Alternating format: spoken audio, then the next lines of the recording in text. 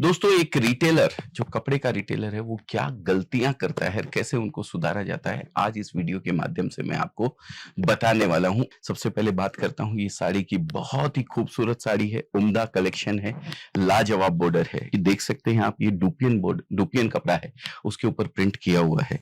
Next sari हम लोग लेते हैं। यही गलती सबसे बड़ी गलती है दोस्तों, ये नहीं करना है। मैंने साइड में रखा हुआ है, इस प्रोडक्ट को फेंका नहीं है। मैंने कैच करने के लिए एक बंदे को खड़ा करके रखा हुआ है, लेकिन एक रिटेलर जो होता है प्रोडक्ट दिखाता है और फेंक देता है इस तरीके से। नहीं, बचपन में हम जब पढ़ा करते थे तो गलती से पाँव लग जाता था। वो जो बुक हम लोग रखते थे हाथ में, तो माँ कहती थी या हमारे पापा या बड़े भाई कहा करते थे कि विद्या है, इसको पाँव नहीं लगना चाहिए, इसकी इज्जत करो। तो हम तुरंत उसको उठा के सर से लगाया करते थे। दोस्तों वो सरस्वती थी, ये लक्ष्मी है, ये हमारा प्रोडक्ट ही लक्ष्मी है दोस्तों।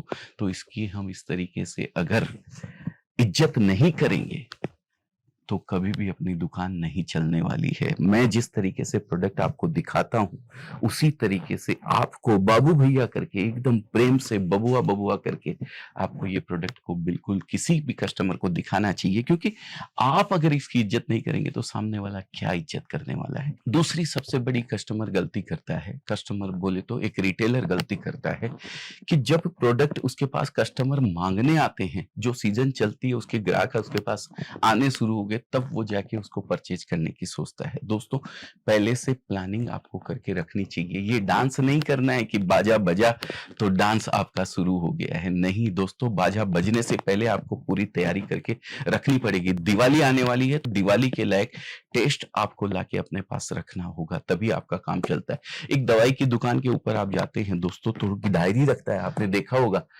जैसे ही आप उससे दवाई मांगते हैं तो उसकी एक स्ट्रिप या दो स्ट्रिप उसके पास होती है, वो जैसे ही खत्म होती है तुरंत वो अपना स्टॉक नोट कर लेता है कि भाई ये खत्म हो गई है, कल इसको वापस सुबह मंगवाना है। यही चीज कपड़े के बिजनेस के अंदर भी दोस्तों लागू होती है। बिहार की अगर मैं बात करूं, छठ पूजा है तो पीला जितना भी ले जाके आप रखेंगे वो बिक ही जाने वाला है, रुकने वाला नहीं है।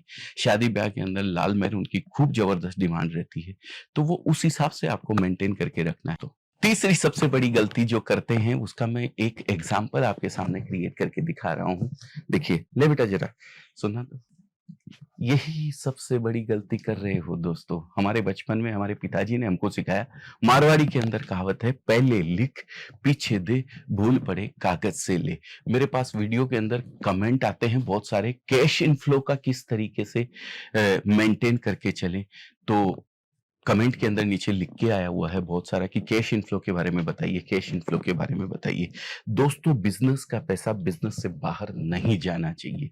उठाया गल्ला खोल के कोई मांगने आया उसको पैसा दे दिया, ये नहीं होना चाहिए। ये आपके कैश इनफ्लो को खराब करता है। आप लाख रुपए का माल लाए हैं, 25,000 50,000 या 30,000 जो भी आपने मार्जिन ऐड किया है, तो उसका हिसाब आपके पास होना चाहिए कि ये बिजनेस का पैसा कहीं बाहर तो नहीं गया है। एक बार लाख रुपए का माल ले जाते हैं, आप खर्चा कर देते हैं उसको, घूमने में फिरने में अच्छी कमाई हो रही है, लाइफस्टाइल आपकी चेंज होने लगती है, थोड़ी सी कमाई होती है, तो बिल्कुल भी नहीं। बिजनेस का पैसा बिजनेस में ही जाना चाहिए, बिजनेस डेवलपमेंट में जाना चाहिए, बाहर पैसा कहीं भी नहीं जाना चाहिए। अगर ऐसा आप करते हैं तो आपका कैश इनफ्लो जो है 100% गड़बड़ होने वाला है। तो इस चीज का खास ख्याल रखें। लाख रुपए का माल ले गए तो अगली बार 1.25 लाख का या 1.5 लाख का कैसे लें उसकी तैयारी आपको करके रखनी चाहिए। यही कैश फ्लो का नियम है दोस्तों।